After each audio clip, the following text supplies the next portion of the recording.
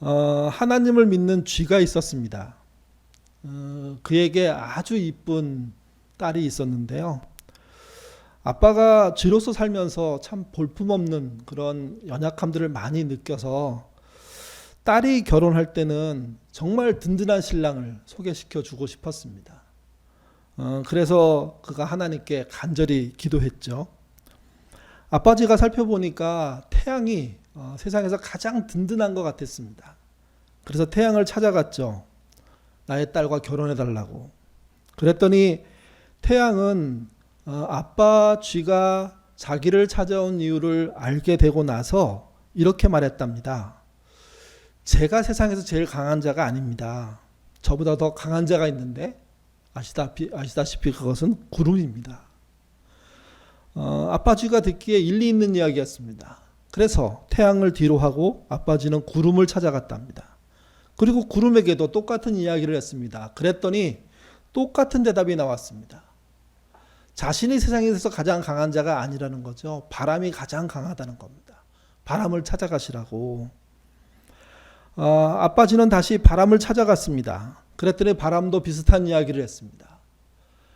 제가 구름을 이기는 건 같지만 사실은 도저히 못 이기는 게 있는데 그게 벽돌과 같은 튼튼한 것들이라고. 특별히 벽돌로 지은 집은 이길 방법이 없다고. 아빠지가 벽돌을 찾아갔습니다. 그리고 그 벽돌에게 똑같은 이야기를 했죠. 그랬더니 그 벽돌이 이렇게 얘기했답니다. 저보다 강한 것이 있습니다. 바로 당신입니다. 당신이 이빨로 구멍을 뚫으면 저는 속수무책입니다. 저보다 당신이 훨씬 강합니다. 이 이야기는 동화책에 있는 이야기입니다. 물론 쥐가 하나님을 믿고 이런 이야기는 사실은 제가 붙인 이야기겠죠. 그때서야 쥐가 깨달았답니다. 실제 강하고 튼튼하고 대단한 것들이 있을 것 같지만 그들은 누군가에 의해서 약함이 드러날 수밖에 없고 그 약함이 드러나게 되면 그도 강하지 않다는 것을 크게 알려질 수밖에 없다는 거죠. 그리고 결국 돌고 돌아보니까 쥐도 만만치 않은 강함이 있다는 생각을 갖게 된 겁니다. 아빠 쥐가 이 일정을 하나하나 마치고 나서 깨달은 건 그겁니다. 하나님이 나를 이렇게 만든 이유가 있겠지. 그렇게 생각했더니 마음속에 감사가 일어나고 홀로 기도하게 되더라는 거죠. 그리고 아멘하고 눈을 뜨자 세상이 달리 보이기 시작했다는 겁니다. 아빠 쥐는 딸 쥐에게 어떻게 세상에서 강하게 살 수 있는지를 알려주었고 그 딸은 그것을 받아들여서 일상에서 당당하게 살 수 있게 됐다는 겁니다. 꾸며낸 이야기지만 이 이야기를 통해서 하고 싶은 말이 있기 때문에 이 이야기를 좀 꾸며낸 건데요. 우리가 코로나 이후에 우리의 일상이나 영적인 상태를 보면 여러 가지 표현을 할 수 있겠지만 저는 좀 여였다고 생각합니다. 뭔가 좀 이렇게 삐쩍꼬라 말라가는 어떤 느낌들이 너무나 많이 듭니다. 어떻게 회복할까? 어떻게 예전보다 더 나은 상태로 갈 수 있을까? 그런 방법에 대한 고민을 오늘 해볼 필요가 있다는 거죠. 그리고 그 길은 하나님과 연결되어 있다는 겁니다. 내 영혼이 세상의 일로 여유었다면 이라는 시가 있습니다. 시는 이렇습니다. 내 영혼이 세상의 일로 여유었다면 기도하라. 마지막 소원을 비는 것처럼. 감사하라. 죽음의 문턱에서 살아난 것처럼. 기뻐하라. 세상을 다 가진 것처럼. 베풀어라. 하늘 천사인 것처럼. 그리하여 기도가 너희 호흡이 되며 감사가 너의 일상의 언어가 되고 기쁨이 너의 춤이 되고 선한 일이 내 삶의 유전자가 되게 하라. 여유 있는 인생을 해결하는 방법은 저절로는 없다는 겁니다. 모든 것이 하랍니다. 이 시의 특징은 기도하고 감사하고 기뻐하고 베풀라는 거죠. 기도하게 되면 감사하게 되면 기뻐하게 되면 그리고 선한 일을 하게 되면 그러면 내 삶의 여인 부분들이 다시 단단한 근육으로 채워지기 시작하고 튼실한 몸으로 바뀌기 시작한다는 거죠. 신앙의 여임도, 영적인 여임도 똑같습니다. 저절로 풍성해지고 저절로 튼튼해지고 저절로 나아지지 않습니다. 하나님의 은혜가 쏟아지는다고 하더라도 그 은혜를 받고 그 은혜를 따라가며 그 은혜 때문에 바뀌는 내가 있어야지만 여인 몸들이 나아지는 거죠. 그래서 시인이 강조한 겁니다. 기도하던, 감사하던, 기뻐하던, 베풀던 최선을 다해서 해야 한다는 겁니다. 그래야만 나의 여인 신앙이, 나의 여인 영성이 말라 비틀어진 지금의 상태가 회복될 수 있다는 거죠. 특별히 기도가 그런 여인 몸을 살려내는 데는 큰 힘이 있습니다. 오늘 본문은 여러분 다 아시는 것처럼 아말렉과의 전쟁 이야기입니다. 출애굽한 이스라엘이 광야에서 갑자기 적을 만났습니다. 같이 한번 우리 본문을 읽어보죠. 8절입니다. 읽겠습니다. 때에 아말렉이 이르러 이스라엘과 느비딤에서 싸우니라. 이때 때란 바로 앞에 있는 1절부터 7절의 이야기를 말합니다. 이스라엘이 느비딤에 도착했을 때 물이 없었습니다. 그래서 이스라엘 모두가 모세를 원망하고 하나님을 원망했죠. 그리고 모세와 과격한 다툼들을 벌였습니다. 하나님께서 그런 장면을 보시고 난 다음에 해결책을 주셨습니다. 그게 모세를 보고 반석을 쳐서 물이 나오게 하라는 거였죠. 모세는 반석을 쳐서 바위에서 물이 솟구쳐 나오도록 했습니다. 그러자 이스라엘이 그 물을 넉넉히 먹고 원망도 잦아들고 그리고 한숨도 쉬고 편안해지는 상태가 된 겁니다. 근데 바로 이어서 전쟁이 일어났습니다.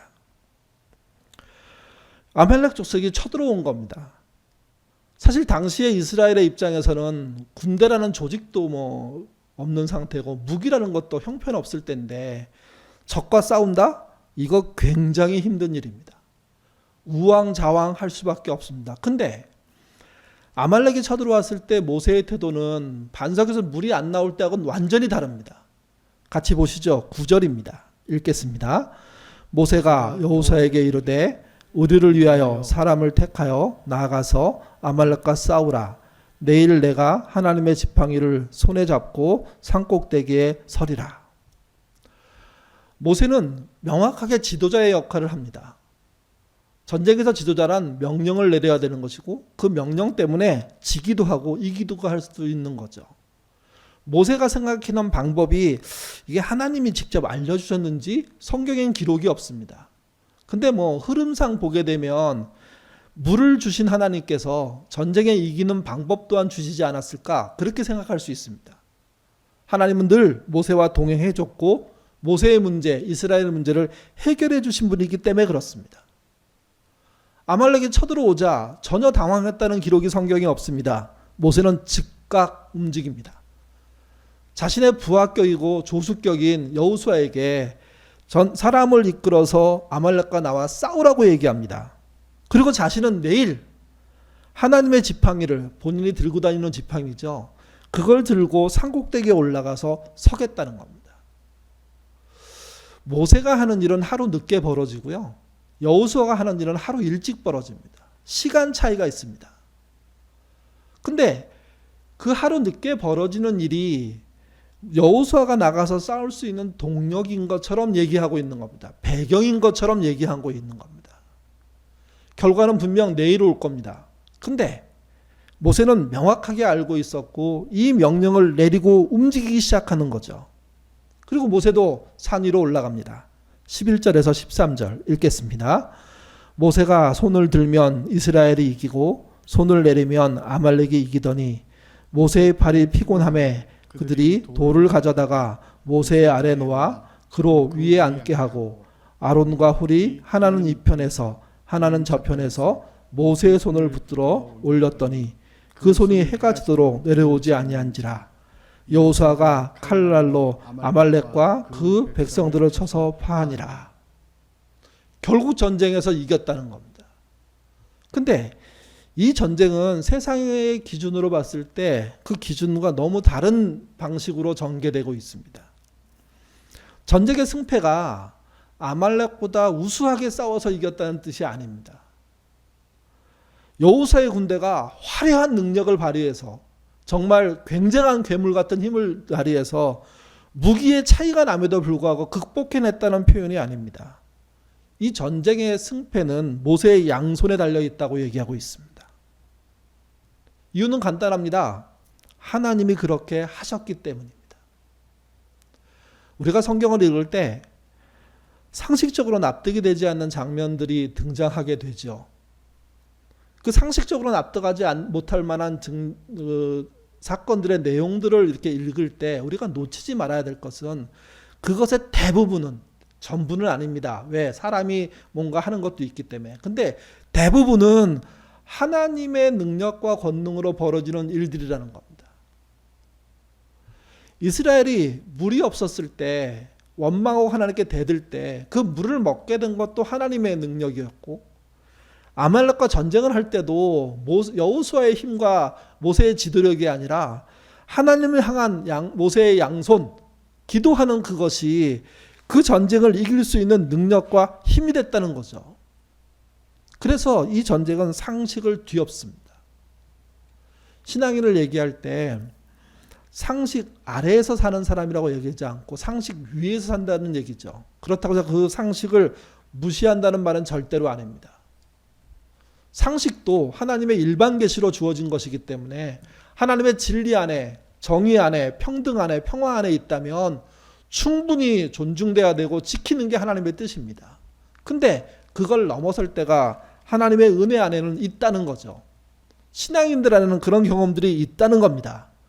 충분히 상식적으로 살아야 되지만, 그러나 긴급한 상황에서는 그분의 간섭과 역사가 있는데, 오늘 본문에서는 기도하는 모세의 양손을 통해서 나타나기 시작했고, 그로 말미암아 아말렉은 패했고 이스라엘은 이겼다는 겁니다. 여호수아의 전투와 모세의 기도가 연동되어 있습니다. 전쟁과 기도가 연동되어 있다, 이렇게 말하면 미쳤다는 소리 듣습니다. 근데 본문에서는 분명히 전쟁과 기도가 연동되어 있습니다. 또 이 말은 여호수아와 모세가 연동되어 있습니다. 그것만이 아닙니다. 모세의 손을 받쳤던 두 사람과도 연동되어 있습니다. 아니, 한 걸음 더 나가면 기도하는 모세의 그룹과 전쟁하는 여호수아의 그룹 전체가 연동되어 있습니다. 그리고 그 연동의 연결고리 역할을 하는 게 무엇이냐? 그게 기도라고 얘기하고 있는 겁니다. 하나님을 의지하는 거라고 얘기하고 있는 겁니다. 전쟁의 진정한 승리가 여호수아의 지도력이거나 모세의 출중한 전술이 아니라 하나님께 기도하는 모세의 손, 그 손이 내려오지 않도록 버티려고 애쓰는 그 노력, 거기에 있다는 거죠, 이게. 그래서 우리는 이 사건을 통해서 배울 교훈이 있습니다. 전투는 사실 우리의 일상이라고 얘기할 수 있는데요. 우리의 일상과 우리의 기도가 연동되어 있어야 된다는 겁니다.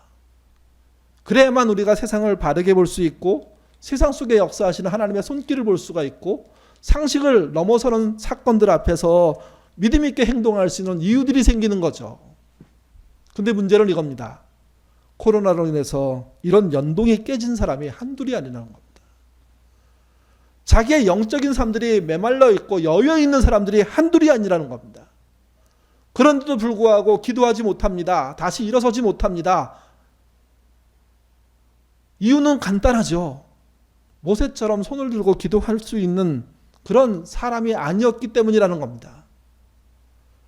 그 기도로 연동되지 않은 일상이기 때문에, 영적으로 여유 있는 일상이기 때문에 우리의 일상 역시도 여유 있고 비틀어져 있고 힘겨울 수밖에 없고 지칠 수밖에 없다는 거죠. 심지어 하나님에 대해서 덤덤해지고 있는 거 아닙니까? 모세의 양손을 통해서 나온 결론을 오늘 본문이 이렇게 말합니다. 14절부터 16절입니다. 읽겠습니다. 여호와께서 모세에게 이르시되 이것을 책에 기록하여 기념하게 하고 여호수아의 귀에 외워 들리라. 내가 아말렉을 도말하여 천하에서 기억함이 없게 하리라. 모세가 단을 쌓고 그 이름을 여호와 니시라 하고 가로되 여호와께서 맹세하시기를 여호와가 아말렉으로 더불어 대대로 싸우리라 하셨다 하였더라. 사실 여러분, 이 사건은 그냥 여기서 끝나서 여호와의 니시로 끝나면 되는 이야기입니다. 그게 되게 합당하죠. 왜? 하나님의 백성을 이유 없이 쳐들어온 아말렉이 하나님의 능력으로 망할 수밖에 없었다. 이 정도면 좋을 것 같은데 이 이야기는요, 되게 애매한 말로 끝이 납니다. 하나님이 마치 한 민족을 미워하는 같은 표현을 하는데 그게 16절입니다. 가로되 여호와께서 맹세하시기를. 하나님의 맹세란 말은 사실은 하나님은 맹세하실 필요가 없는 분이에요. 말씀만 하시면 되는 분이거든요. 우리가 이해하도록 말씀을 풀었었다고 보시면 맞습니다. 그러니까 우리가 하나님께 맹세하듯 그분이 우리에게 맹세해 주신 게 있다는 거죠. 여호와가 아말렉으로 더불어 대대로 싸우리라 하셨다 하리라. 이 말은 하나님이 한 민족을 계속해서 미워하겠다는 뜻으로 읽으시면 안 됩니다. 여기서 아말렉은 이스라엘과 싸우는 아말렉이죠. 근데 16절의 아말렉은 뭐냐면 하나님의 백성과 싸우는 모든 자들을 의미할 때 쓰는 아말렉입니다.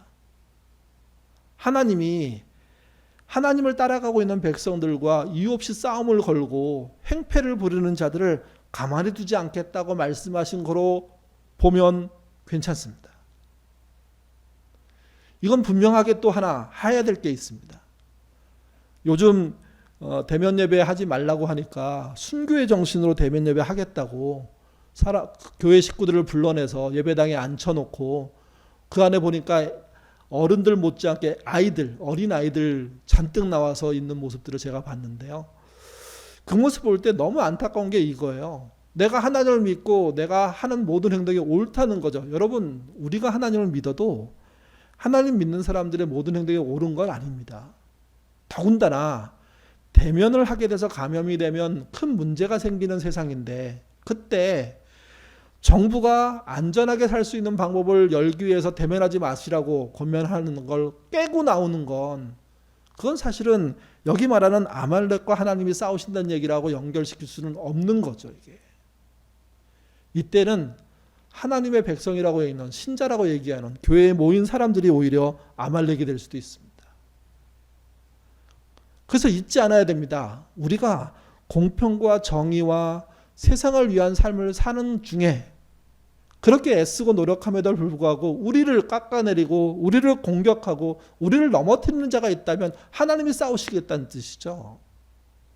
우리가 신실하게 주님을 따르려고 애씀에도 불구하고 우리를 걸러 넘어뜨리는 그게 사업의 현장이든 아이를 키우는 현장이든 그게 직장의 일터에서든 또는 마을에서 사람들과의 관계이든 상관없이 하나님이 싸워주시겠다는 의미로 받아들여야지 얼토당토하는 고집과 자기 교회만 키우기 위한 욕심으로 이런 걸 만들어내면 절대로 안 됩니다. 오히려 그 사람들이 아말렉이 되는 일들이 벌어지는 거죠.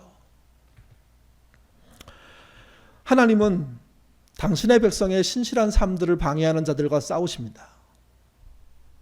하나님은 공평과 정의로 세상을 위해서 살려고 애쓰는 신자들을 방해하는 자들, 골탕 먹이는 자들과 싸우십니다. 한 걸음 더 나가면 하나님을 믿지 않는다고 하더라도 이 땅에서 공의를 위해서 살려고 애쓰고 정직하게 살려고 수고하고 평안을 만들려고 수고하는 사람들의 편에 대어서 싸우신다는 겁니다. 그리고 그 싸움의 승리를 여호와 니시라고 얘기한 겁니다. 하나님은 모세에게 이런 이야기를 전달하시면서요, 이렇게 말씀하십니다. 여호수아의 귀에 외워 들리게 하라. 이 사건을 낱낱이 외워서 알게 하라는 거예요. 이게 여호수아란 말은 기도의 현장에서 있었던 사람들이 아니라 전투의 현장에서 있었던 사람들의 이야기를 하는 거예요. 전투의 현장에 있었던 사람들이 자기가 싸웠기 때문에 모세가 기도했다는 사실을 까맣게 잊어버릴 수 있습니다. 기도한 사람은 3명밖에 안 되지만 전투에 참여한 사람은 대부분이거든요. 그래서 이 사건의 진정한 승리가 모세의 기도를 통한 하나님의 역사에서 나왔다는 것을 여호수아와 함께 전투에 참여한 모든 사람은 알아야 한다는 거죠. 그래서 외워서 들리게 하라고 여호와 니시임을 알려주라고 얘기하고 있는 겁니다. 이렇게 외울 때, 이렇게 하나님의 아말렉과 싸운다는 사실을 알 때 우리의 신앙이 일상과 기도로 일상과 하나님을 기도를 통해서 연동시킬 수 있게 되는 거죠. 오늘 말씀을 금방 본문을 세 가지로 요약할 수 있습니다. 첫 번째는 이 사건을 기억하기 위해서 기념하라고 하나님이 말씀하셨다는 겁니다. 기념이라는 게 기념식을 이스라엘은 했겠죠. 근데 우리는 이런 기념식 하지 않습니다. 그런 명백한 게 있습니다. 이런 전쟁이 있다는 사실을 기억해야 됩니다. 그리고 일상에서의 승리가, 일상에서의 바른 삶이, 일상에서 세상을 위한 삶이 결국 기도를 통한 연동을 통해서 일어난다는 것 기억해야 됩니다. 그 기도가 더 앞장서 간다는 것 기억해야 됩니다. 그 기도가 모든 것을 만회한다는 것 기억해야 됩니다. 두 번째는요, 하나님의 백성은 두 가지를 해야 된다는 겁니다. 전투와 기도입니다. 일상과 기도라고 말할 수 있습니다. 전투는 안 하고 일상은 없는 상태의 기도, 굉장히 문제가 있습니다. 신비로운 것 같지만, 신기한 것 같지만 아니요, 대부분 실패하게 되어 있습니다. 반대로 기도가 빠진 일상, 기도가 빠진 전투는요, 그건 역시도 이길 방법이 없다는 겁니다. 전투와 기도가 연동되는 것처럼 일상과 기도가 연동될 때 우리의 일상이, 우리의 전투의 현장이 바르게 세워지는 역사가 일어난다는 거죠. 마지막으로 세 번째는요, 일상과 기도의 연동에서 중심축은 기도라는 겁니다. 기도만 하라는 말이 아닙니다. 기도해야 하고 일상을 살아야 하는 거죠. 일상을 기도하는 정신으로 살아야 되고 기도하는 내용으로 살려고 애쓸 때, 그때 아말렉을 이기는 일들, 일상에서의 승리들이 일어나는 것이고 세상을 회복하는 역사들이 일어나는 겁니다. 그리고 마지막 한 가지 더 있습니다. 이 이야기를 봤을 때 하나 제 느낌은요, 하나님이 우리의 기도를 정말 듣고 싶어 하는구나. 왜 그러냐 하면 하나님은 모세의 기도가 없어서 전쟁에서 이길 수 있으시거든요. 우리의 기도가 없어도요, 우리의 일상에서 하나님의 승리를 나타낼 수 있습니다. 근데 굳이 모세에게 산에 올라가서 손을 들고 있으라고, 그리고 그 셋이 어떻게 하나 지켜보시면서 전쟁에 승리하게 하셨잖아요. 이 말은 하나님은 우리의 기도를 듣고 싶어 하시는 겁니다. 하나님은 당신의 기도를 듣고 싶어 하시는 겁니다. 그 기도를 통해서 세상과 연동되는, 삶의 현장과 연동되는 일들을 하나님이 하시고 싶어 하시고, 그래서 우리는 그 연동을 위해서 기도해야 된다는 겁니다. 기도가 일상에서의 승리이기 때문에 그렇습니다. 기도가 일상에서의 진정한 평화를 주기 때문에 그렇습니다. 기도가 일상에서 삶의 질을 높이는 것이고 하나님의 뜻을 실현하는 것이고 은혜를 보여주는 것이고 평화를 만드는 것이기 때문에 그렇습니다. 그래서 일상과 기도 중에 기도가 앞서야 된다는 거죠. 이게. 여러분 화면을 보십시오. 북극곰 사진이 한 장 나올 겁니다.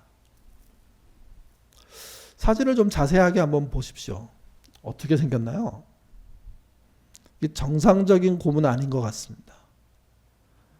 왜냐하면 많이 여유어 있습니다. 보통 이게 이제 먹이 활동을 하지 못하는 상태에서 고립되어 지내는 북극곰들이 저런 모습을 하게 된다고 하더라고요. 이게. 그러니까 여인 북극곰은 이게 건장한 북극곰에 비해서 공격받기 쉽습니다. 그래서 어떤 다큐멘터리 보니까 저렇게 곰이 여유어 있을 때 늑대들이 공격하더라고요. 평상시에는 곰 옆에도 못 가는데, 그러니까 곰이 건장하고 막 우람하고 그리고 날쌔고 이러면 뭐 늑대라고 해도 뭐 어떻게 할 방법이 없죠. 근데 여유어 있고 정말 못 먹어서 거의 죽게 되는 상태의 모습을 보이면 직감적으로 그걸 알고 늑대들이 모여서 공격한대요. 그래서 늑대가 곰을 잡아먹는 일도 발생한다는 거죠. 이게. 여러분 코로나로 인해서 여인 사람들이 얼마나 많습니까? 일상의 범위가 줄어들어서 만남의 질이 현격하게 떨어져서 또 야외 활동의 흥미로움들이 사라져서 참여가 주는 기쁨이 별로 없어서 여러분 그 밖에도 얼마나 많이 코로나로 인해서 여여가는 사람들이 넘쳐나는지 모릅니다. 그러니까 하지 말라는 그런 행동들을 하죠. 정말 감염의 위험이 있음에도 불구하고 몰래 모여서 술 마시고 놀고, 그리고 또 다수가 모여서 결국 그 안에서 전파가 되고 이런 일들이 발생하지 않습니까? 그게 모두 다 코로나로 인해서 자신의 삶이 여였기 때문입니다. 이러면 나쁜 일들, 악한 일들, 정말 그들을 흔들리는 일들이 수시로 벌어집니다. 코로나로 인해서 여인 사람들에게 이런 문제가 생기는 것처럼요, 영적으로 여인 사람들에게는 어떤 일이 생길까요? 오늘날 많은 신자들이 영적으로 여유기 시작했습니다. 모여 예배드리지 못한다는 게 얼마나 큰일인지 알게 됐죠. 예배가 주는 안정이 사라졌기 때문에, 기도의 양과 질이 현격하게 떨어졌기 때문에, 교제를 통한 즐거움이 소멸되고 있기 때문에, 공평과 정의를 통해서 이웃을 향한 나눔과 소통과 구제와 여러 가지 일들 통한 기쁨들이 있어야 되는데 그게 사라졌기 때문에, 그 밖에도 신앙생활에 주는 풍성함들이 하나하나 빠져나가면서 영적으로 여인 신자들이요, 지금 온 나라 안에 가득가득 일어나고 있다는 게 우리의 현실입니다. 정말 센 사람은 지금 영성이 풍성한 사람일 거예요. 근데 대부분은 그렇지 못하다는 거죠. 이게 왜 그럴까요? 여러분의 일상과 하나님이 연동되어 있지 않기 때문에 그렇습니다. 이 말은 여러분의 일상 속에 기도가 없는 것이고, 기도를 통한 연동이 깨져버렸기 때문에 기도를 통한 하나님을 향한 그런 풍성함들이, 가족을 향한 풍성한 중보들이, 아들론가 했던 풍성한 교제들이 깨지고 있기 때문에, 그래서 우리들이 영적으로 여유어가고 있는 거죠. 마치 북극의 곰이 먹이 활동을 하지 못해서 늑대한테 잡혀먹기 직전의 상황이 되는 것과 같은 상황이라는 겁니다. 여러분, 어떻게 회복할까요? 어떻게 일어서야 되겠습니까? 어떻게 해야 되겠습니까? 오늘 본문이 보여주는 것은 너희의 일상에 좋은 것을 채우려고 애씀보다 더 중요한 것이 하나님께 기도하는 거라는 겁니다. 다시 기도를 회복하셔야 됩니다. 기도의 시간을 늘리셔야 됩니다. 너무 많은 신자들이 기도하지 않으면서 하는 말이 있잖아요. 꼭 예배당에 가서 기도해야 되냐? 지금은 예배당에 올 수도 없으니까 그냥 마음으로 하면 되는 거 아니냐? 수시로 하는 게 기도 아니냐? 다 맞는 말입니다. 근데 여러분, 충분히 기도하지 않으면서 기도했다고 사는 건 착각입니다. 짬짬이 식사기도 정도의 길이만큼 기도하면서 다 됐다고 생각하는 건 스스로 여유어가고 있는 겁니다. 힘도 없고 능력도 없고 은혜도 없고 재미도 없고 기쁨도 없습니다. 좌절시킬 것이고 넘어뜨릴 것이고 하나님과 멀어지게 할 것이고, 일상은 여러 가지로 파괴될 겁니다. 관계는 쉽지 않게 무너질 겁니다. 그래서 일상을 하나님과 연결시키는 기도를 회복하셔야 됩니다. 다시 한번 송기론 목사님이 쓴 내 영혼이 세상의 일로 여유었다면 시를 읽어드리죠. 내 영혼이 세상의 일로 여유었다면 기도하라. 마지막 소원을 비는 것처럼. 감사하라. 죽음의 문턱에서 살아난 것처럼. 기뻐하라. 세상을 다시 가진 것처럼. 베풀어라. 하늘의 천사인 것처럼. 그래야만 우리의 여인 부분들이 채워지기 시작하는 겁니다. 그리하여 기도가 너희의 호흡이 되며, 감사가 너희의 일상의 언어가 되고, 기쁨이 너희의 춤이 되고, 선한 일이 내 삶의 유전자가 되게 하라.